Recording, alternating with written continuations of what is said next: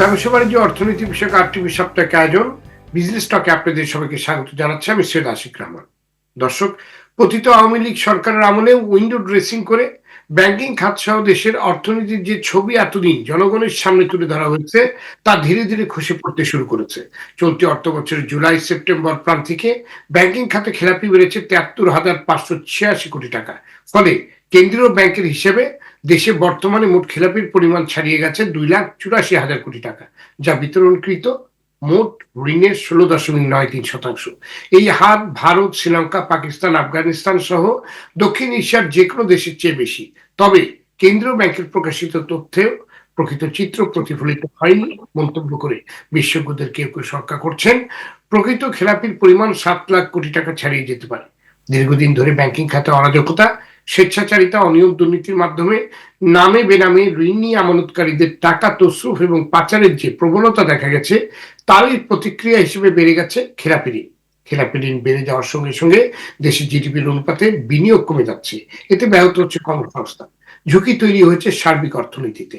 এমন বাস্তবতায় দর্শক, আজ আমাদের আলোচনার বিষয় ঋণ খেলাপির চক্র ও ব্যাংক খাতের ঝুঁকি। আর এই বিষয়ে আলোচনার জন্য আজ আমাদের সঙ্গে স্টুডিওতে আছেন Dhaka chamber of commerce and ইন্ডাস্ট্রিজের সভাপতি আশরাফ আহমেদ।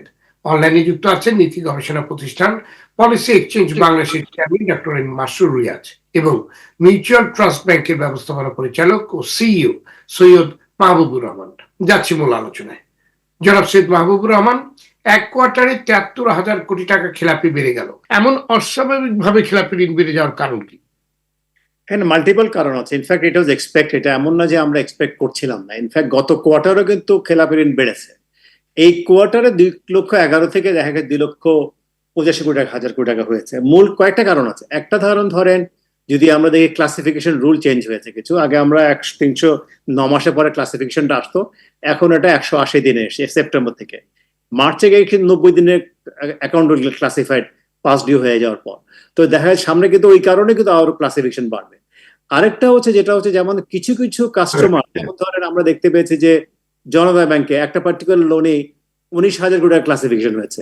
এরকম করে কিন্তু অনেক কিছু কিছু পার্টিকুলার অ্যাকাউন্টে কিন্তু বেশ বড় অ্যামাউন্টের ক্লাসিফিকেশন হয়েছে, যেগুলি আগে কখনো ওইসব অ্যাকাউন্টের ক্লাসিফিকেশন হয়নি। যেমন ধরেন গত রিজিমের সাথে যারা অ্যাফিলিয়েটেড ছিল, ক্লোজার ছিল, বিভিন্ন বেনামে বা বিভিন্ন কারণে কোনো পারপাস ছাড়াই লোন নিয়েছে, সেই লোনগুলো এখন ব্যাংকগুলো ক্লাসিফাই করে দিচ্ছে। সেটা একটা ব্যাপার তো আছে। আরেকটা যেটা হচ্ছে যেমন ধরেন এই যে গত জুলাই অগস্ট এবং থেকে এখানে বেশ কিছু আমরা দেখেছি আনরেস্ট ছিল, অনেকগুলো ফ্যাক্টরি বন্ধ ছিল। সেখানে আমরা দেখেছি অনেকগুলো ফ্যাক্টরির এক্সপোর্টও কিন্তু ঠিক মতো করতে পারেনি।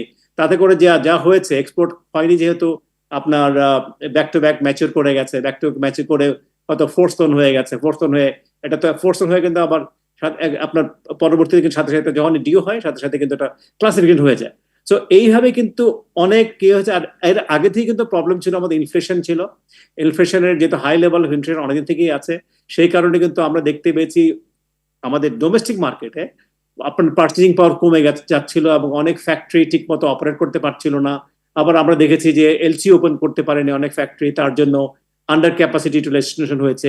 সার্বিকভাবে এই সমস্ত কিছুই আমাদের লোকাল ইনভেস্টমেন্ট ক্লাইমেট, আমাদের যে প্লাস বাইরের যে ওভারঅল যে বিজনেস ক্লাইমেট, সবকিছুই কন্ডিসিভ ছিল না এবং সবকিছুর কালেকটিভ এফোর্ট, কালেকটিভ ইয়েতেই কিন্তু এই আমাদের যে ঋণ খারাপ হয়ে গেছে সেটা আরো খারাপ হয়েছে এবং সামনে কিন্তু আরো খারাপ হওয়ার সম্ভাবনাও আছে। ধন্যবাদ আপনাকে ডক্টর মাসুর রিয়াজ। কেউ কেউ বলছেন কেন্দ্রীয় ব্যাংক এখন পর্যন্ত খেলাপির যে চিত্র তুলে ধরছে তার টিপ অফ আইসবার্গ মাত্র। কারো কারো পর্যবেক্ষণে খেলাপি ঋণ ৭ কোটি টাকা ছাড়িয়ে যেতে পারে। আপনার বিশ্লেষণ শুনতে চাই। ব্যাংকিং খাতে খেলাপির প্রকৃত অবস্থা এবং সার্বিকভাবে ব্যাংকিং খাত আসলে কি অবস্থায় রয়েছে? ধন্যবাদ। আমি আপনার এই স্টেটমেন্টের সাথে আমি একমত যে আমরা যেটা দেখছি, it is only a tip of the iceberg and the tip is just rising above the water. পুরো টিপটাও মনে হয় আমরা এখনো পানির বাইরে পুরোটা দেখিনি। এটার কারণটা হলো আমার সৈয়দ মাহবুবুর রহমান সাহেব নিজেও কয়েকটা বেশ ইম্পর্টেন্ট জিনিস এখানে এনেছেন। আমি ওনার সাথে ফুললি এগ্রি। একটা হলো যে কেন টিপ অফ দ্য আইসবার্গ, কারণ এখানে বিভিন্ন ভাবে মাস্কিং করা ছিল যে অ্যাকচুয়াল যে মানে ব্যাড লোন বা এনপিএল, সেটার সঠিক চিত্রটাকে বিভিন্ন ভাবে ঢেকে রাখার চেষ্টা করা হয়েছিল। একটা তো ছিল যে সম্পূর্ণভাবে ইন্টারন্যাশনাল স্ট্যান্ডার্ডের বাইরে গিয়ে ক্লাসিফিকেশন ডেফিনেশন করা হয়েছিল উইচ ওয়াজ ভেরি রিল্যাক্সড এবং ইন্টারন্যাশনাল স্ট্যান্ডার্ডে সেটা একেবারেই এটা ফিট করতো না। তো যাই হোক, সেটাকে মাত্র রিভাইজ করা হয়েছে, টাইট করা হয়েছে, ইন্টারন্যাশনাল স্ট্যান্ডার্ডের সাথে অ্যালাইন করা হয়েছে। সুতরাং এই জায়গাটায় আমরা দেখবো যে আরো বাড়ছে, একটা মানে ধীরে ধীরে এনপিএল এর চিত্রটা আরো ক্লিয়ার হবে। দ্বিতীয় হলো যেটা মাহবুব ভাই বললেন, দেখেন আগের রেজিমে এই বাংলাদেশ ব্যাংকের মাধ্যমে অ্যাকচুয়ালি বাংলাদেশ ব্যাংকের ইন্ডিপেন্ডেন্সটাকে খর্ব করে একেবারেই বিভিন্ন ধরনের গভর্নেন্সকে টুইস্ট করে ফেলা হয়েছিল, একেবারেই কম্প্রোমাইজ করে ফেলা হয়েছিল। এর মধ্যে একটা গভর্নেন্স কম্প্রোমাইজ কিন্তু ছিল, সব ব্যাংকে না, কিন্তু যেসব ব্যাংকগুলোকে পলিটিক্যালি ব্যাকড অলিগার্ক বা ক্রনি যেটাই বলি আমরা, বা রাজনৈতিকভাবে ইনফ্লুয়েন্সিয়াল ব্যবসায়ীরা মানে কন্ট্রোল করতো, তাদের সেই রিপোর্টিং এবং বাংলাদেশ ব্যাংকের যে সেই সব ব্যাপারে ইন্সপেকশন, সেই জায়গাগুলো কিন্তু কম্প্রোমাইজ হয়ে গেছিল। আমি ব্যক্তিগতভাবে, মাহবুব ভাই আপনি হয়তো আরো ভালো জানবেন, আপনি ব্যাংকিং আছেন, বাট আপনার bank is one of the best bank, কিন্তু একটা খুব এইলিং ব্যাংকের একটা ফর্মার চেয়ারম্যানের সাথে আমার গত বছর কথা হচ্ছিল, তার আগের বছর উনি ওই চেয়ারম্যানের দায়িত্ব ছেড়েছেন। তিনি বলেছিলেন যে তারা তাদের সেই ব্যাংক থেকে 11% এনপিএল রিপোর্ট করা ছিল the day he was living the bank. কিন্তু অ্যাকচুয়ালি ইন ট্রু সেন্স এটা ছিল 36% এবং বাকিটা ওরা আন্ডার রিপোর্ট করেছে এবং বাংলাদেশ ব্যাংকের সাথে বা বাংলাদেশ ব্যাংকের যে দায়িত্বপ্রাপ্ত যারা আছে তারা কম্প্রোমাইজ ছিল। সুতরাং এখানে বাংলাদেশের ব্যাংকের স্বাধীনতা খর্ব করে তার যে এনফোর্সমেন্ট কোয়ালিটি সেটাও কম্প্রোমাইজ হয়েছিল, যার ফলে অ্যাকচুয়ালি ট্রু রিপোর্টিংটা হয়নি, যা সত্যিকার অর্থে এনপিএল তার অনেকাংশেই সেটাকে ওভারলুক করা হয়েছে। এটা কিন্তু এখন বন্ধ হয়ে গেছে। 5ই অগস্টের পরে সরকার এবং বাংলাদেশ ব্যাংকের নেতৃত্ব চেঞ্জ হওয়ার পর এই ধরনের গভর্নেন্স কম্প্রোমাইজ একেবারেই বন্ধ করে ফেলা হয়েছে। এইটা একটা। আর আরো একটা কারণে আমি বলবো যে এটা টিপ অফ দ্য আইসবার্গ। এটার কারণ হলো একটা বড় অংশ এনপিএল কিন্তু এই মুহূর্তে সাবজুডিস অবস্থায় আছে, মানে সেটা মানি লোন কোড বা অন্যান্য বিভিন্ন রিটের কারণে সেগুলোকে এনপিএল বলা যাচ্ছে না। কিন্তু অ্যাকচুয়ালি এটার একটা বড় অংশ ব্যাংকগুলোতে আর ফেরত আসবে না, যেই ব্যাংকগুলো বিশেষ করে মানে পুয়ার গভর্নেন্স বা এই যে রাজনৈতিকভাবে মদত পুষ্ট ব্যবসায়ীদের কন্ট্রোলে অ্যাবিউজড হয়েছে যে ব্যাংকগুলো, এসালমের হোক, শিকদারদের হোক বা অন্যগুলো, এই লোনগুলো কিন্তু সাবজুডিস আছে।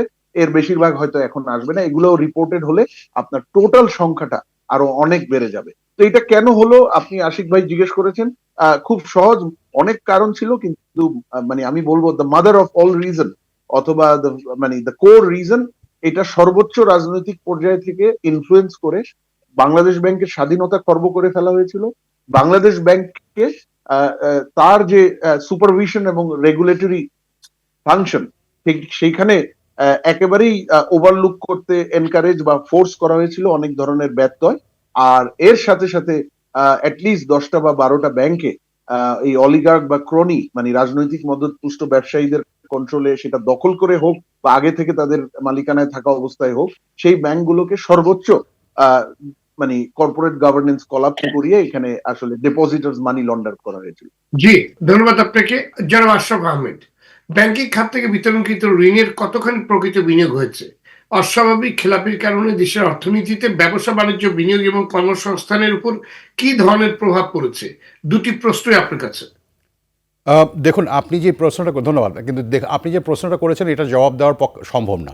তার কারণটা খুব সিম্পলি বলে দিই আপনাকে, যে আমরা যেই অ্যামাউন্টটা বলছি যেটা লন্ডার্ড হয়েছে কিংবা পাচার করা হয়েছে, এই অ্যামাউন্টটা কত এটাই আমরা জানি না এখনও।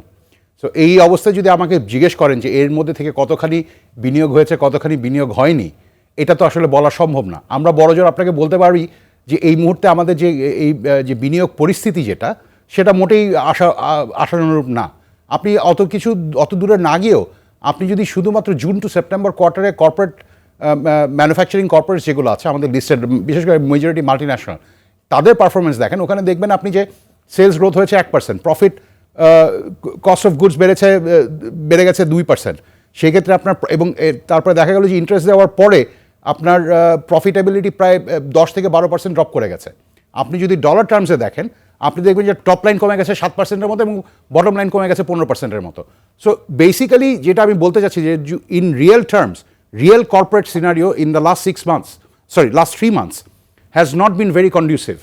এই অবস্থায় আপনি যদি ইন্টারেস্ট রেট যখন আপনার 9 থেকে যদি 15%-এ নিয়ে যান, আপনার কি বলে ডিফল্ট রেট কিংবা এনপিএল রেট ডাবল হওয়াটা খুবই স্বাভাবিক।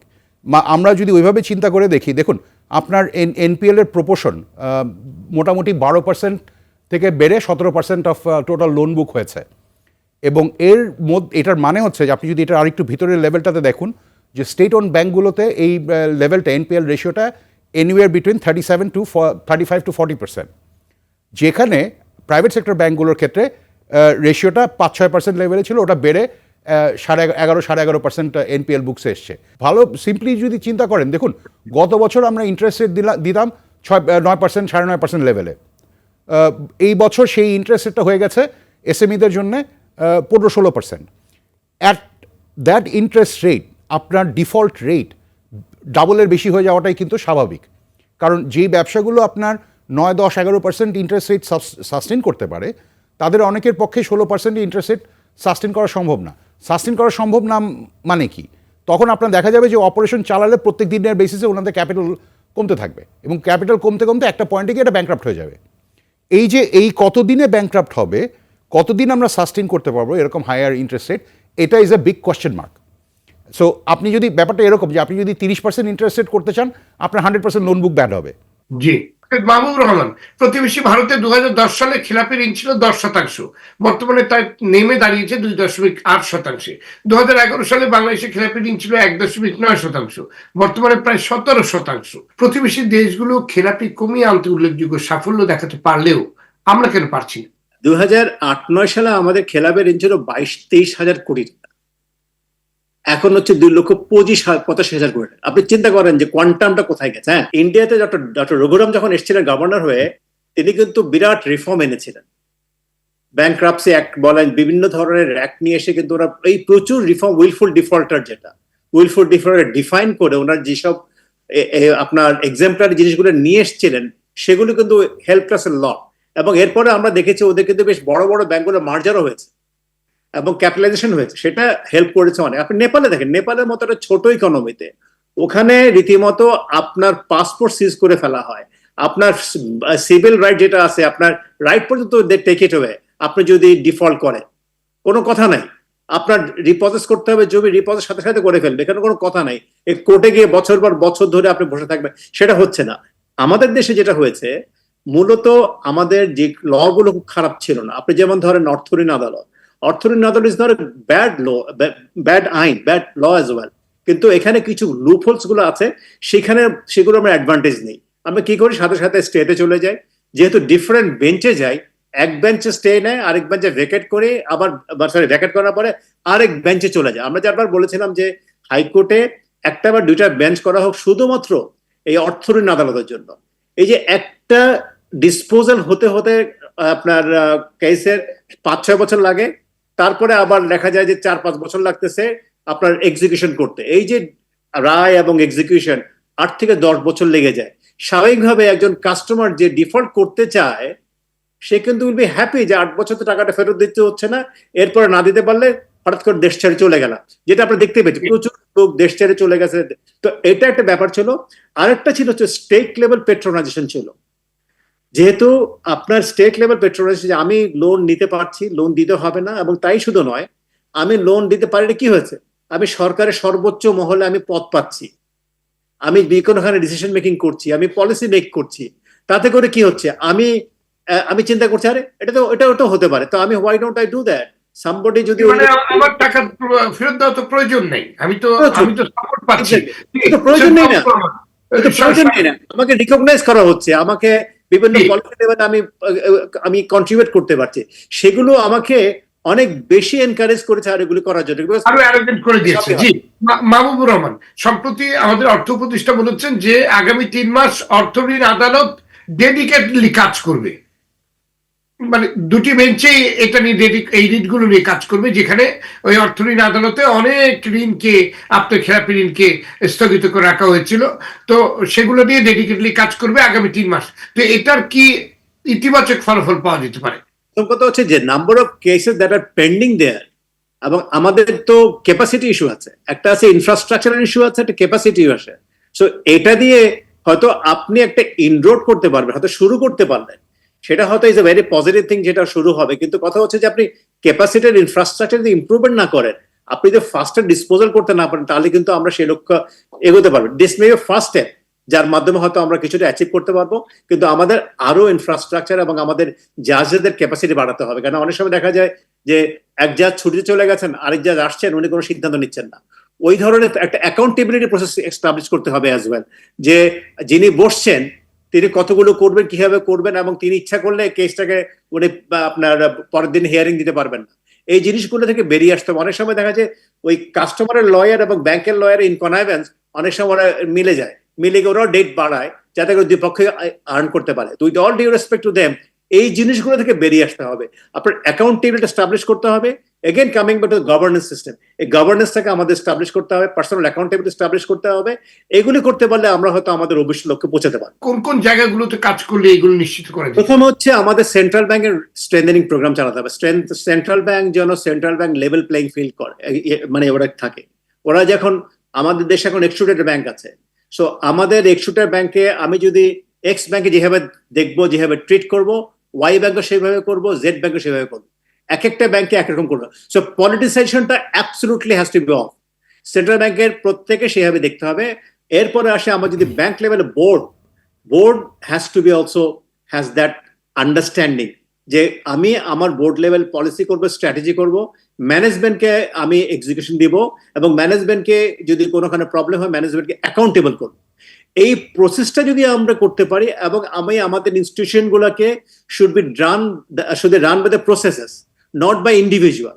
আমি যদি এগুলোকে স্টাবলিশ করতে পারি ঠিক মতো ঠিক জায়গায়, আমি মনে করি, এবং আমাদের যদি সাথে জুডিশিয়ারিকে যদি আমরা আরো স্ট্রেংথেন করতে পারি, আমি মনে করি আমরা ডেফিনেটলি এখান থেকে বেরিয়ে আসতে পারবো। সময় নিবে, বেরিয়ে আসতে পারবো।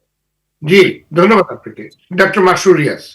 খেলাপির লাগাম টানতে কেন্দ্রীয় ব্যাংক সাম্প্রতিক যে উদ্যোগ বা পদক্ষেপগুলো নিয়েছে তা কতটুকু প্রভাব ফেলতে পারছে আপনার কাছে শুনবো, তবে তার আগে নিয়ে নিচ্ছে একটি বিরতি।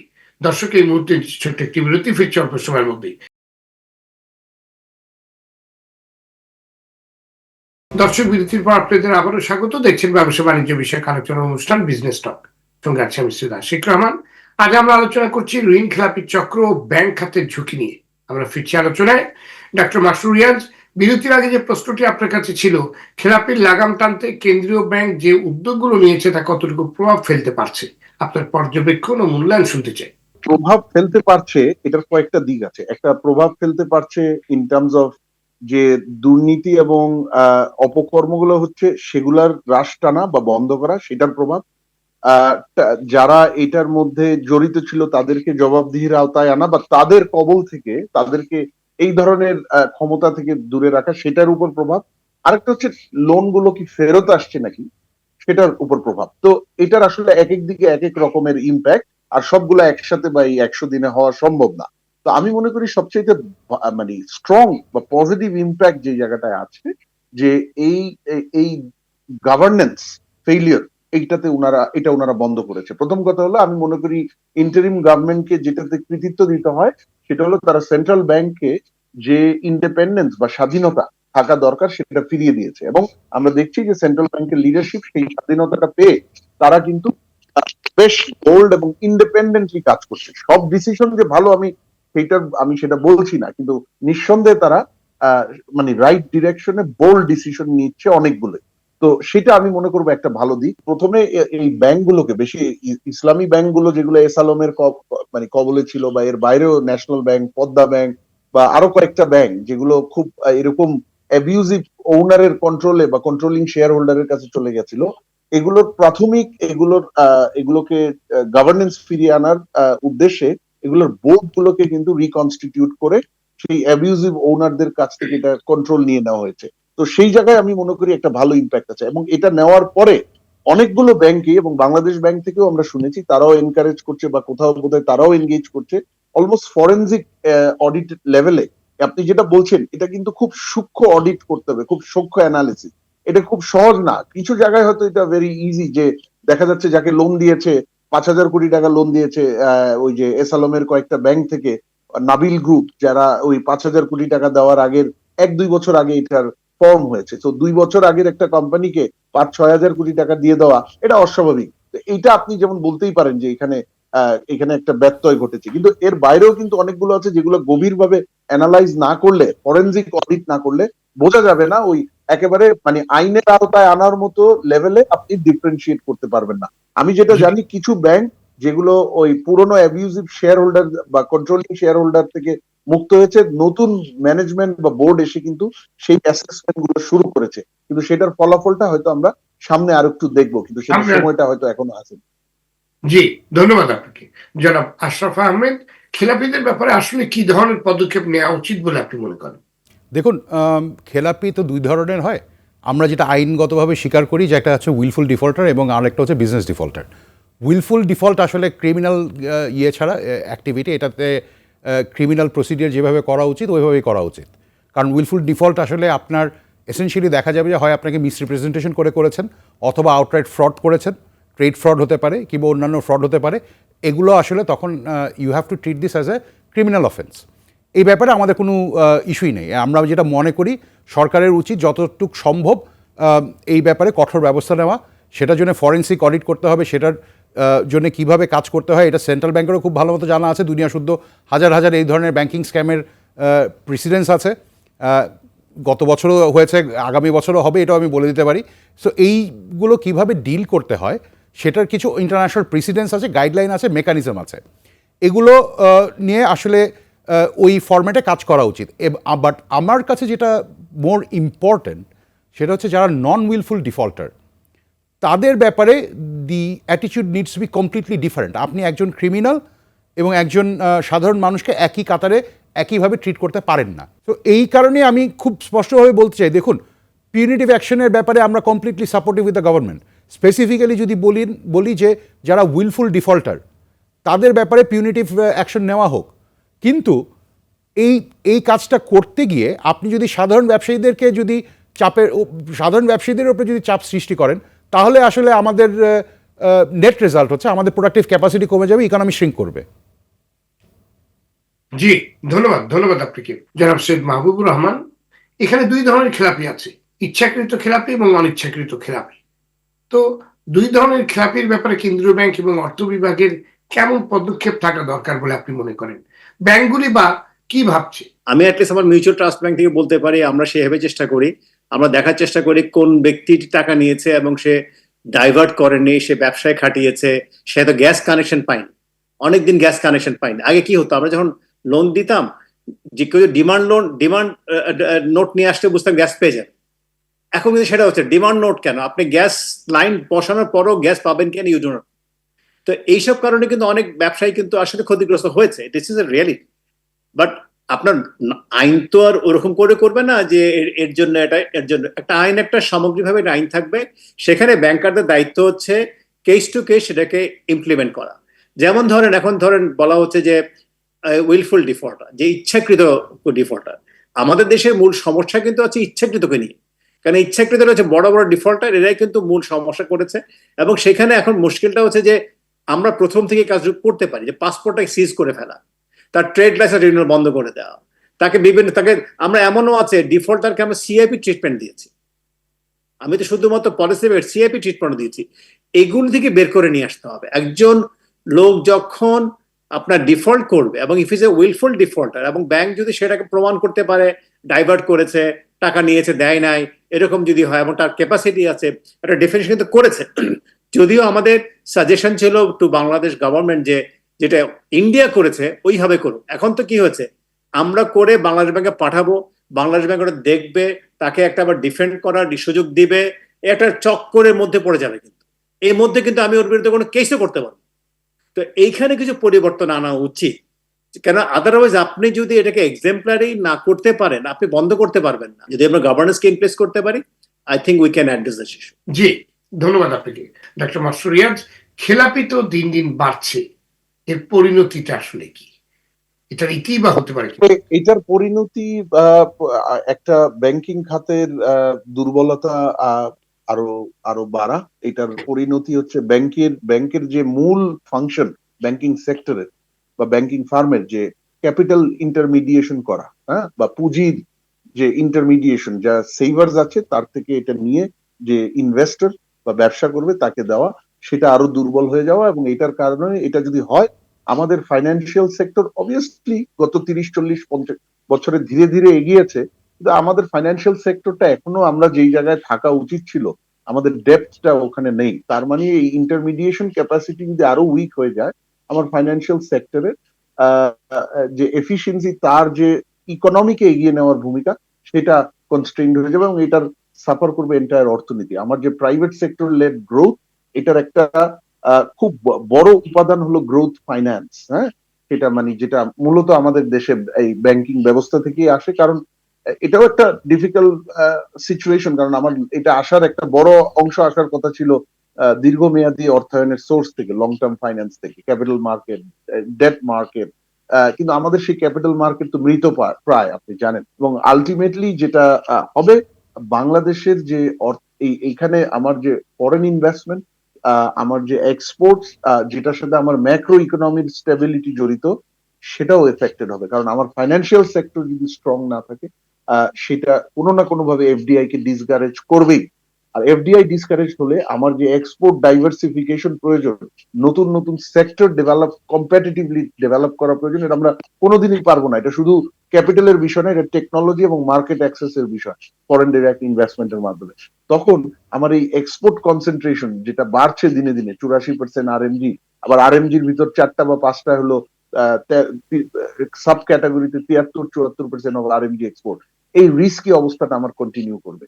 সুতরাং এটার কোনো দিক থেকে এটা আমরা কোনো ভালো দিকে যাব না, এবং ওভারঅল আমাদের সুনামটা নষ্ট হবে। কারণ একটা দেশের গভর্নেন্স কোয়ালিটি যে বড় কয়েকটা বিষয় দিয়ে অ্যাসেস করা হয়, তার মধ্যে একটা হলো ফাইন্যান্সিয়াল সেক্টর গভর্নেন্স। আপনারা দেখেছেন গতকালও বিশ্বের একটা প্রথম সারির রেটিং এজেন্সি আমাদের ওভারঅল ঋণ মান কমিয়ে দিয়েছে। এটার 2-3টা কারণ আছে। একটা, ওভারঅল যে রাজনৈতিক অস্থিরতা বা অনিশ্চয়তা আছে সেগুলো নিয়ে। একটা হলো রিফর্ম কতটুকু ইমপ্লিমেন্ট করার ক্যাপাসিটি আছে সেটা নিয়ে সন্দেহ প্রকাশ করেছে। আরেকটা হলো তারা যদিও ফরেন এক্সচেঞ্জে স্টেবিলিটি আশা করছে, কিন্তু ওভারঅল ফাইন্যান্সিয়াল সেক্টরে যে অস্থিরতা, সেটাও কিন্তু তার একটা কারণ। সুতরাং সেটা কিন্তু আমাদের বিশ্বে আমাদের যে রেপুটেশন, সেটাকেও আঘাত করে। জি, ধন্যবাদ। জনাব আশরাফ আহমেদ, মূল্যস্ফীতি নিয়ন্ত্রণে সম্প্রতি কেন্দ্রীয় ব্যাংক আবারও রেপো সুদহার বা নীতি সুদহার বাড়িয়েছে। এতে ব্যাংক ঋণী সুদের হার বেড়ে গেছে। এটাকে আপনারা কিভাবে দেখছেন? এটা একটা স্বাভাবিক প্রক্রিয়া যে আপনার রেপো রেট বাড়লে তখন দেখা যায় যে ইন্টারেস্ট রেট স্ট্রাকচার বলি আমরা, সব ক্ষেত্রে ইন্টারেস্ট রেট বাড়তে থাকে, আলটিমেটলি ডিপোজিট ইন্টারেস্ট রেটও বাড়ে। এটার অনেকগুলো ইম্প্যাক্ট আছে। যেমন রেপো রেট ইন্টারেস্ট রেট বাড়লে যেটা হয়, ফ্র্যাকশনাল রিজার্ভ ব্যাংকিং সিস্টেমের কারণে আপনার সাথে সাথে লিকুইডিটির উপরে একটা বড় ধরনের চাপ পড়ে, এবং এটা দেখা যায় যে খুব তাড়াতাড়ি যেটা হয় যে আপনার ঋণের সরবরাহ কমিয়ে দেয়। লিকুইডিটি কমে, ক্রেডিট ফ্লো কমে। ক্রেডিট ফ্লো কমলে আমেরিকান ইকোনমির যদি এক্সাম্পল দিই, ওখানে দেখবেন যে ক্রেডিট ফ্লো কমা কিংবা ইন্টারেস্ট রেট বাড়ার সাথে সাথে যেটা হয় যে ডিমান্ডের উপরে একটা বড় ধরনের এফেক্ট পড়ে, ডিসপোজেবল ইনকাম সাথে সাথে কমে আসে। আমেরিকান ব্যাংকিং সিস্টেম এবং বাংলাদেশের ব্যাংকিং সিস্টেমে একটা ফান্ডামেন্টাল ডিফারেন্স আছে। ডিফারেন্সটা হচ্ছে রাফলি 70% আমেরিকান সিস্টেমের 70% হচ্ছে আপনার হোম লোন অথবা কনজিউমার লোন, যেখানে ইন্টারেস্ট রেট বাড়ার সাথে সাথে আপনার মান্থলি ইনস্টলমেন্ট বেড়ে যায়। মান্থলি ইনস্টলমেন্ট বেড়ে গেলে প্রত্যেক মাসেরই ডিসপোজেবল ইনকাম কমতে থাকে, সো ডিমান্ড কমে আসে এবং মূল্যস্ফীতি কমে আসে। আমাদের ক্ষেত্রে যেটা হচ্ছে, আমাদের 70%, আমাদের 90% অফ আওয়ার অল বরোয়ার্স হচ্ছে বিজনেসেস, এবং মাত্র 10% হচ্ছে কনজিউমার লোন। আবার কনজিউমার লোন মানে, এবং এই ক্ষেত্রে আমাদের জন্য যেটা হয় যে ইন্টারেস্ট রেট বাড়লে সাপ্লাই চেনের উপরে একটা চাপ পড়ে, কারণ ব্যবসায়ের বিজনেসেস যারা ধরেন ইম্পোর্ট করেন কিংবা প্রডিউস করেন কিংবা স্টোর করেন কিংবা লজিস্টিক্স সার্ভিসেসে আছেন, তাদের জন্য কস্ট বেড়ে যায়। কস্ট বেড়ে গেলে তখন আপনার সাপ্লাই সাইড থেকে একটা পুশ ক্রিয়েটেড হয়। সো আমাদের জন্য যেটা হয়, ইন্টারেস্ট রেট বাড়লে ইনফ্লেশনের উপরে যে ইম্প্যাক্টটা পড়ে, সেটা দ্বিমুখী চাপের কারণে যথেষ্ট প্রকট হয় না। মানে সোজা বাংলায়, আপনার আমেরিকাতে যদি ইন্টারেস্ট রেট 1% বাড়ালে আপনার যদি ইনফ্লেশন 0.3% কমে, তাহলে বাংলাদেশে 1% ইন্টারেস্ট রেট বাড়ালে ইনফ্লেশন 0.3%-এর থেকে অনেক কম কমবে। এইটা হচ্ছে একটা ইম্প্যাক্ট। সেকেন্ড যে ইম্প্যাক্টটা হচ্ছে, একটু আগে যেটা বললাম যে ক্রেডিট ফ্লো যখন কমে যায়, তখন যেটা হয় যে আমাদের ইনভেস্টমেন্ট সবচেয়ে আগে কমে যায়। এবং আমরা গত 6-7 মাস ধরেই দেখছি যে ইনভেস্টমেন্টের একটা বড় ধরনের একটা নেগেটিভ একটা ট্রেন্ড আছে, এবং এই ট্রেন্ডটার কারণ হচ্ছে একদিকে যেমন ক্রেডিট ফ্লো নেই, সেকেন্ড হচ্ছে আপনার এনার্জি ইস্যুস, ডিমান্ড কমে যাওয়া, এই সব কিছু মিলিয়ে আমরা দেখতে পাচ্ছি যে ইনভেস্টমেন্টের অ্যামাউন্টটা কমে যাচ্ছে। এবং এটার সবচেয়ে ইজিয়েস্ট ইন্ডিকেটর হচ্ছে আমাদের ক্যাপিটাল মেশিনারি ইম্পোর্টের যে ট্রেন্ড, মান্থলি যে ট্রেন্ড যেটা দেখবেন, সেখান থেকে এটা বোঝা যায় যে যেহেতু যখন আপনার ক্যাপিটাল মেশিনারি ইম্পোর্ট কমে যাচ্ছে, তার মানে হচ্ছে এটা ইজ স্পষ্ট ইন্ডিকেটর যে আপনার লোকাল ইনভেস্টমেন্ট কমে যাচ্ছে। এই একটু জাস্ট বলে নিই যে আমরা যেটা সেন্ট্রাল ব্যাঙ্কও যেটা আশা করছেন যে আগামী মে জুন মাসের মধ্যে হয়তো ইনফ্লেশন কন্ট্রোলে চলে আসবেন, এবং তাদের টার্গেট কিন্তু 6%। কিন্তু প্রত্যেক মাসে আপনার হাই ইন্টারেস্ট রেট রাখার ফলে আমাদের লোকাল বিজনেসেসের উপরে যে ইম্প্যাক্টটা পড়ছে, সেটা কিন্তু আসলে আমাদের ক্যালকুলেশনে কোথাও দেখা যাচ্ছে না। কারণ ইনফ্লেশন এবং মানে লোকাল বিজনেসেসের উপরে চাপ বাড়লে যেটা হবে যে ব্যাংক্রাপসিস বাড়বে। ব্যাংক্রাপসিস বাড়লে আপনার ব্যাংকিং সিস্টেমের ক্যাপিটালের উপরে চাপ পড়বে। আমরা এমনিতেই দেখতে পাচ্ছি যে প্রায় যেখানে ব্যাংকিং সিস্টেমের ক্যাপিটাল মাত্র 12%, এনপিএল যদি 17% হয়ে যায়, ব্যাংকগুলো অলরেডি 5% আন্ডার। সেক্ষেত্রে আপনার কুরিনের পরিমাণ, এনপিএলের পরিমাণ যদি 17 থেকে 25 কিংবা 27-এ চলে যায়, যখন আমরা 3 মান্থসে নেমে যাব, তখন তো আসলে পুরো banking system would be in short capital supply. জি, জনাব আশরাফ আহমেদ, আমাদের আলোচনা একদম শেষ পর্যায়ে। আমাদের দেশে ব্যাংকিং খাতের উদ্যোক্তারাই বিভিন্ন ব্যাংকের ঋণ গ্রহীতা, আবার একই সঙ্গে খেলাপি। তাহলে খেলাপি ঋণের সমাধান কি? আপনার এই সমাধান শুনেই আমরা আজকে আলোচনা শেষ করব। দেখুন, এটা কিন্তু একটা কমন প্র্যাকটিস। যেমন আপনি ইন্ডিয়াতে দেখবেন যে বড় যে ইন্ডাস্ট্রিয়াল গ্রুপগুলো আছে, তারা কিন্তু কেউ ব্যাংক ওন করেন না। আবার যারা বড় ব্যাংক ওনার গ্রুপ, তারা কিন্তু বড় কর্পোরেট না। কারণ এইখানে একটা ডিস্টিংশন করতে হয়, এবং এই ডিস্টিংশনটার মেকানিজম হচ্ছে আপনি যদি ব্যাংক শেয়ার হোল্ডার কিংবা ব্যাংকের ডিরেক্টর হতে চান, তাহলে আপনার যে বড়োইং কিছু রেস্ট্রিকশন থাকাটা খুবই জরুরি। এই যে ডিভিশন অফ ডিউটি এবং ফিডুশিয়ারি ডিউটি বেসিসে সেপারেট করা, যাতে কনফ্লিক্ট অফ ইন্টারেস্ট না থাকে, যাতে ইনসাইডার লেন্ডিং না হয়, এই কাজটা বাংলাদেশে কখনো করা হয়নি। এবং আমরা বরং এইটা না করে আমরা বলার চেষ্টা করছি যে একই পরিবারের কয়জন ডিরেক্টর হবেন, একই পরিবার একজন ডিরেক্টর কতদিন থাকতে পারবেন, আরো সেটাকে বাড়ানোর চেষ্টা, পাকাপোক্ত করার আরো চেষ্টা করা হয়েছে। না, এটা আমি অন্যভাবে বলি জিনিসটাকে। আমরা যেই রেগুলেশনটাতে ফোকাস করা দরকার ছিল, যে প্রত্যেকটা ডিরেক্টর, বোর্ড মেম্বার এবং ডিরেক্টরের ফিডুশিয়ারি রেসপন্সিবিলিটি, তাদের ট্র্যাক রেকর্ড, যে তারা ইনসাইডার লেন্ডিং কিংবা সার্কুলার লেন্ডিং কিংবা এই ধরনের কোনো প্র্যাকটিসে ইনভলভড কি না, এই জিনিসগুলোর দিকে না তাকিয়ে আমরা যেই ক্রাইটেরিয়াগুলো সেট করেছি, সেটা বোধহয় খুব একটা রেলেভেন্ট না। জি, ধন্যবাদ আপনাদের সবাইকে আজকে আলোচনায় যোগ দেওয়ার জন্য। দর্শক, এমন অনেক উদ্যোক্তা আছেন যারা সৎ উদ্দেশ্যে সুপরিকল্পিতভাবে শিল্প কারখানা গড়ে তুলতে কিংবা বিনিয়োগ করার জন্য ব্যাংক থেকে ঋণ নিয়েছেন, কিন্তু বিদ্যুৎ গ্যাসের সংকট, আমলাতান্ত্রিক জটিলতা সহ বহুমুখী প্রতিবন্ধকতায় উৎপাদনে যেতে পারেননি, ফলে হয়ে পড়েছেন ঋণ খেলাপি। ব্যাংকগুলোকে অনিচ্ছাকৃত এমন খেলাপির পাশে দাঁড়াতে হবে, নীতি সহায়তা দিতে হবে। তবে ইচ্ছাকৃত খেলাপিদের ব্যাপারে রাষ্ট্রীয়ভাবে কঠোর এবং জিরো টলারেন্স নীতি গ্রহণ করতে হবে। ব্যাংকগুলোর অভ্যন্তরীণভাবে এবং কেন্দ্রীয় ব্যাংকের উদ্যোগে ইচ্ছাকৃত ঋণ খেলাপিদের চিহ্নিত করে শাস্তির আওতায় আনতে হবে, সুযোগ সুবিধা সীমিত করে দিতে হবে, প্রয়োজনীয় পত্রিকায় তাদের নামের তালিকা প্রকাশ করতে হবে। দীর্ঘদিনের অপচর্চায় দেশের ব্যাংক, শেয়ার বাজার সহ অন্যান্য আর্থিক খাত তাদের নিজ নিজ চরিত্র ভুলে একই রকম ভূমিকা অবতীর্ণ হয়েছে। কঠোর পদক্ষেপ নিয়ে এসব আর্থিক খাতকে তাদের মূল ভূমিকায় ফিরিয়ে আনতে হবে। ব্যাংকগুলো যাতে লং টার্ম ফাইন্যান্স করতে না পারে তা নিশ্চিত করতে হবে। খেলাপির লাগাম টানতে ঋণ বিতরণের দক্ষতা বাড়াতে হবে।